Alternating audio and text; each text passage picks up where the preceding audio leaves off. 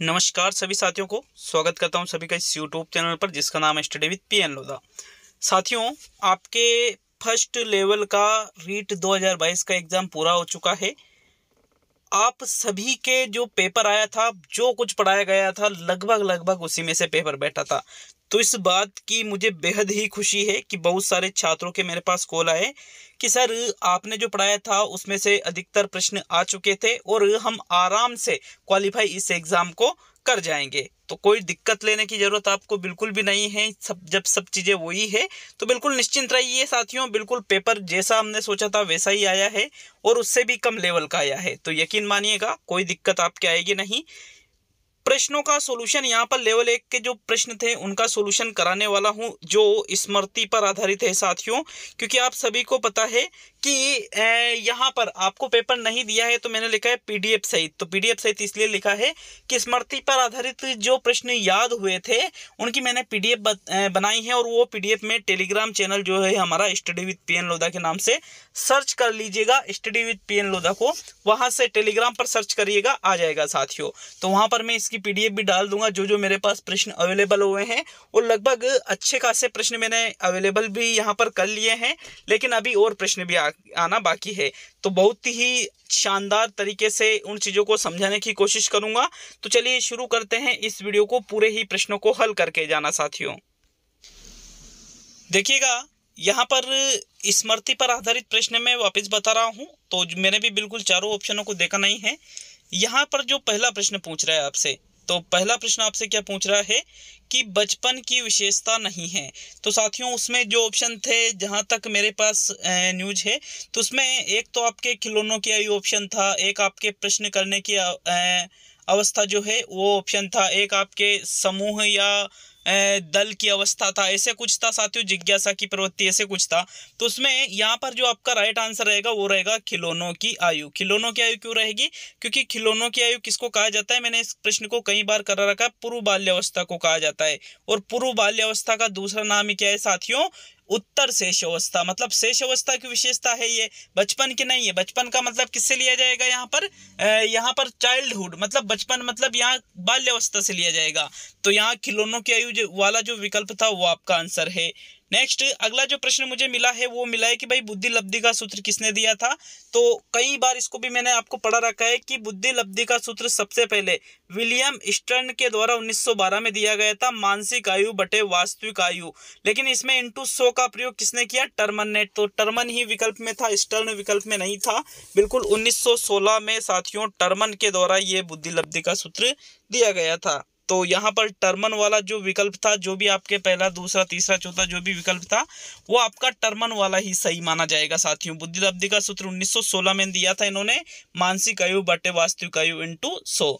जो मेरे पास नेक्स्ट प्रश्न आया है वो है क्लासिकल कंडीशनिंग थ्योरी। तो साथियों क्लासिकल कंडीशनिंग थ्योरी पावलोव का जो प्राचीन अनुबंधन का सिद्धांत था उसी को कहा जाता है। तो मतलब प्राचीन अनुबंधन का सिद्धांत कह दो या संबद्ध अनुक्रिया का सिद्धांत कह दो या क्लासिकल कंडीशनिंग थ्योरी कह दो, ये किसके द्वारा दिया गया था? आईपी पावलोव के द्वारा यह सिद्धांत दिया गया था। तो पावलोव वाला जो विकल्प था साथियों आपके इस प्रश्न का बिल्कुल सही आंसर है। नेक्स्ट आगे हम बात करें तो एक और प्रश्न जो मिला है वो है साथियों आरटी 2009 में एक सप्ताह में शिक्षण घंटों की संख्या थी। तो साथियों कई बार, अभी मत कहना कि इन प्रश्नों को मैंने पढ़ा नहीं रखा है, बिल्कुल 100% पढ़ा रखा है। जब पेपर की पूरी पीडीएफ यदि आती है तो बिल्कुल उसको निश्चित रूप से सोल्यूशन करवाऊंगा और आपको बताऊंगा कि कौन सा प्रश्न कहाँ से आया है।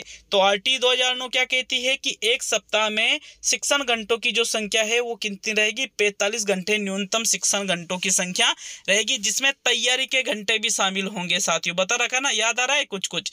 नेक्स्ट जो प्रश्न हमें मिला है वो है सृजनात्मकता का संबंध किससे है। तो सृजनात्मकता का संबंध किससे है साथियों? अपसारी चिंतन से है। जबकि बुद्धि का संबंध बताया था मैंने आपको, बुद्धि का संबंध तो अभिसारी चिंतन से होता है और सृजनात्मकता का संबंध किससे होता है? अपसारी चिंतन से। तो आपके अपसारी चिंतन वाला जो विकल्प है वही आपका इसका बिल्कुल सही उत्तर होगा। कौन सा रहेगा? अपसारी चिंतन वाला। तो जो भी आपका वहां पर पहला दूसरा तीसरा चौथा अपसारी चिंतन का विकल्प था वही इसका बिल्कुल शुद्ध और सही आंसर है साथियों। नेक्स्ट जो प्रश्न मिला है वो है प्रतिभाशाली बालक की आईक्यू। आईक्यू का मतलब किससे लिया जाता है? बुद्धि लब्धि से लिया जाता है। तो प्रतिभाशाली बालक की आईक्यू मैंने बता रखी है, टर्मन ने ही ये बुद्धि लब्धि की सारणी प्रस्तुत की थी। और प्रतिभाशाली बालकों की आईक्यू कितनी बताई थी साथियों? 140 बताई थी। तो 140 बिल्कुल सही आंसर है आपके। यहाँ पर 140 आईक्यू किनकी होती है? प्रतिभाशाली बालकों की होती है। चलिए अगले प्रश्न की ओर बढ़ते हैं। तो एक प्रश्न और मिला है कि भाई बुद्धि का प्रतिदर्श या प्रतिमान का सिद्धांत किसके द्वारा दिया गया था? तो साथियों बुद्धि का प्रतिदर्श या प्रतिमान का सिद्धांत, सारी की सारी चीज़ें पढ़ाई हुई में सही है। ऐसा नहीं है कि भाई इनको पढ़ा नहीं रखा है, तो जो चीज़ें पढ़ा रखी है वही लगभग पूछी गई है आपसे साथियों। बुद्धि का प्रतिदर्श या प्रतिमान का सिद्धांत थॉमसन के द्वारा दिया गया था। किनके द्वारा? थॉमसन के द्वारा। तो थॉमसन वाला जो आपका विकल्प है वही इस प्रश्न का बिल्कुल सही आंसर माना जाएगा साथियों।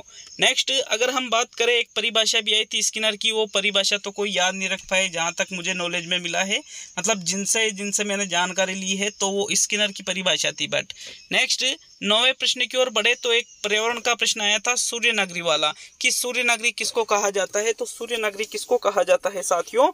जोधपुर को सूर्य नगरी के नाम से जाना जाता है। किसको जाना जाता है? जोधपुर को सूर्य नगरी के नाम से जाना जाता है। एक और प्रश्न था, नमामि गंगे योजना की शुरुआत कब की गई थी? ये भी पर्यावरण का क्वेश्चन था साथियों। तो यहाँ पर इस प्रश्न का जो सही उत्तर माना जाएगा वो है आपके 2014 वाला, कि 2014 जिस भी विकल्प में 2014 वाला ऑप्शन आपको मिलता है बिल्कुल वही आपका आंसर है। 2014 में ही नमामि गंगे योजना की शुरुआत की गई थी। तो 2014 बिल्कुल सही उत्तर है आपके। प्रश्न संख्या जो भी ये प्रश्न संख्या था, मतलब यहाँ तो खैर वही टेस्ट वाली आदत पड़ रही मेरी। तो पर्यावरण के इस प्रश्न का उत्तर 2014 है। हिंदी का एक कौशल था, अभिव्यक्त्यात्मक कौशल कौन कौन से हैं? तो साथियों पढ़ा रखा है, अभिव्यक्त्यात्मक कौशल भी 2 होते हैं और ग्रह्यात्मक कौशल भी 2 होते हैं। अभिव्यक्त्यात्मक कौशल मतलब वह कौशल जिनसे हम अपने विचारों को अभिव्यक्त करते हैं, उनको क्या कहा जाता है? अभिव्यक्त्यात्मक कौशल कहा जाता है। तो अपने विचारों को यहाँ पर प्रकट करते हैं, अभिव्यक्ति करते हैं, तो एक तो बोल करके करते हैं और एक लिख कर कहते हैं। जबकि जो ग्रह्यात्मक में हम विचारों को ग्रहण करते हैं, तो एक तो सुनकर ग्रहण करते हैं, एक पढ़कर ग्रहण करते हैं। तो साथियों यदि ग्रह्यात्मक पूछे तो सुनकर और पढ़कर, और अभिव्यक्त्यात्मक पूछे तो बोलकर और लिखकर आपका आंसर रहेगा। ठीक है। एक प्रश्न आया था हिंदी में, वाक्य के अंगों की संख्या कितनी होती है? तो साथियों वाक्य के अंगों की संख्या की यदि हम बात करें, बता रखा आपको अच्छी तरह से, कई बार बता रखा है कि वाक्य के कितने अंग होते हैं? 2 अंग होते हैं। एक तो होता है आपके उद्देश्य, क्या होता है साथियों? उद्देश्य होता है, और एक होता है आपके विधेय। उद्देश्य को ही क्या कहा जाता है? कर्ता कहा जाता है। क्लियर है ये भी सभी के? तो वाक्य के अंगों वाला जो प्रश्न था, इसमें आपका जो विकल्प था 2, कि भाई 2 अंग होते हैं, वही सही आंसर माना जाएगा। नेक्स्ट प्रश्न की बात करें तो नेक्स्ट प्रश्न है सदैव। सदैव का संधि विच्छेद पूछा गया था हिंदी में। सदैव का संधि विच्छेद होता है सदा प्लस एव। कौन सी संधि हो रही है साथियों? इसमें वृद्धि संधि हो रही है। सदा प्लस एव, एव इसी प्रकार से लिखा जाता है, यही बिल्कुल शुद्ध है। तो सदैव का संधि विच्छेद सदा प्लस एव वाला जो विकल्प है ये आपका सही आंसर होगा, इसमें भी कोई डाउट नहीं है। नेक्स्ट जो प्रश्न आया था, एक प्रश्न था साइकोलॉजी का, इनमें से कौन सी विधि प्रक्षेपी विधि है? तो आपको इसमें हिंदी में कुछ अलग नाम दिया था, नाम चेंजेस करके, लेकिन इंग्लिश में थियमेटिक एप्रिसिएशन टेस्ट लिखा हुआ था, जिसको हम शॉर्ट में क्या कहते हैं साथियों? टेट कहा जाता है। TAT इसको कहा जाता है। तो ये विधि किसके द्वारा दी गई थी? मॉर्गन और मुर्रे ने दी थी। तो साथियों ये प्रक्षेपी विधि थी। तो ये TAT वाला जो विकल्प था आप इंग्लिश में देख सकते थे, तो बिल्कुल यही आपका सही आंसर था।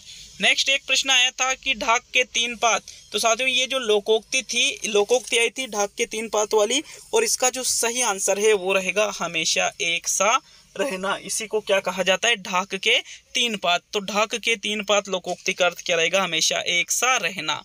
अगला जो प्रश्न आया था मुहावरा था साथियों, मुहावरा था वो क्लियर नहीं कि बहुत लज्जित होना, लेकिन थोड़ा कंफ्यूज ही है, बट मुहावरा आया था बहुत लज्जित होने से संबंधित था वो।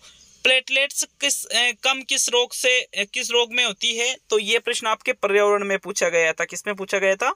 पर्यावरण में। तो साथियों जब हमें डेंगू होता है, क्या होता है? डेंगू रोग होता है, तो हमारे शरीर में प्लेटलेट्स की मात्रा कम हो जाती है। ठीक है। तो यहाँ पर जो प्लेटलेट्स वाला क्वेश्चन था, ये इसमें डेंगू आपका आंसर था साथियों। डेंगू रोग जब होता है तो हमारे शरीर में प्लेटलेट्स की भी कमी आ जाती है। अगला प्रश्न देखते हैं। तो अगला प्रश्न आया था पर्यावरण में सूर्य का निकटतम ग्रह कौन सा है? साथियों सूर्य का निकटतम ग्रह जो है वो है बुध ग्रह। कौन सा ग्रह है? सूर्य के सबसे निकट जो ग्रह है वो कौन सा ग्रह है साथियों? बुध ग्रह है। तो यहाँ पर ये जो पर्यावरण का प्रश्न था इसमें बुध ग्रह आपका बिल्कुल सही उत्तर है। एक प्रश्न और आया था पर्यावरण में, राजस्थान का मैनचेस्टर किसको कहा जाता है? तो राजस्थान का मैनचेस्टर कहा जाता है भीलवाड़ा को, जिसको साथियों वस्त्र नगरी भी कहते हैं। राजस्थान का मैनचेस्टर किसको कहा जाता है? भीलवाड़ा को कहा जाता है और इसको वस्त्र नगरी भी कहते हैं। तो साथियों इस प्रश्न को भी पर्यावरण में शामिल किया गया था। अगला जो प्रश्न था, राजस्थान का ताजमहल कहाँ स्थित है, या राजस्थान का ताजमहल किसको कहा जाता है? ऐसे कुछ प्रश्न था आपके पर्यावरण में। तो उसमें जो आपके सही उत्तर है वो है जसवंतड़ा, जोधपुर में ये स्थित है। कहाँ पर स्थित है? जोधपुर में स्थित है जसवंतड़ा। इसको ही राजस्थान का ताजमहल कहते हैं। किसको कहते हैं? जसवंतड़ा, जोधपुर को ही राजस्थान का ताजमहल कहते हैं। साथियों इसी प्रकार से आपको रेगुलरली यहाँ पर पूरे 150 प्रश्न हल करवाए जाएंगे। तो जल्द ही, लगभग पेपर जितनी जल्दी हमारे पास आता है हम बिल्कुल आपको प्रोवाइड करवाएंगे। क्वेश्चन जितना आते हैं उन सभी को। लेवल 2 का भी आपके पेपर चल रहा है, लेवल 2 वालों का पेपर चल रहा है, तो उनको भी बिल्कुल निश्चित रूप से मैं हल करवाऊंगा। एक प्रश्न और आया था पर्यावरण में, डांग की रानी किसको कहा जाता है? तो करौली को कहा जाता है भाई। किसको कहा जाता है? करौली को डांग की रानी कहा जाता है। ठीक है।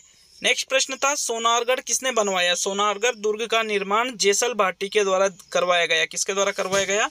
जेसल भाटी के द्वारा ही सोनारगढ़ दुर्ग का निर्माण करवाया गया। ऐसा है, अगर आप वास्तव में रीट की तैयारी करते हो पात्रता की, या फिर पहले तो एक ही पेपर होता था बट अब तो पात्रता है रीट एग्जाम, एक और पेपर होगा आपके जनवरी में। तो साथियों इसकी पात्रता की तैयारी तो इस चैनल से आप कर सकते हो बिना पैसे लगाए।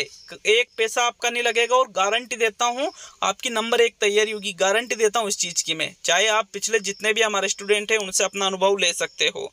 नेक्स्ट प्रश्न था, रमजोल आभूषण कहाँ पहना जाता है? तो साथियों इस प्रश्न का जो सही उत्तर है वो रहेगा पैरों में पहना जाता है। कहाँ पहना जाता है? पैरों में पहना जाता है। तो ये 23 ही प्रश्न फिलहाल मुझे मिले थे जिसका मैंने वीडियो बनाया है। कैसा लगा कमेंट करके जरूर जाइएगा, लाइक शेयर करिएगा। और पीडीएफ लेना है तो मेरा जो टेलीग्राम चैनल है स्टडी विद पीएन लोधा के नाम से, उससे आप पीडीएफ को डाउनलोड कर सकते हो। मिलते हैं जल्द ही अगले प्रश्नों के साथ में साथियों, अगले वीडियो में।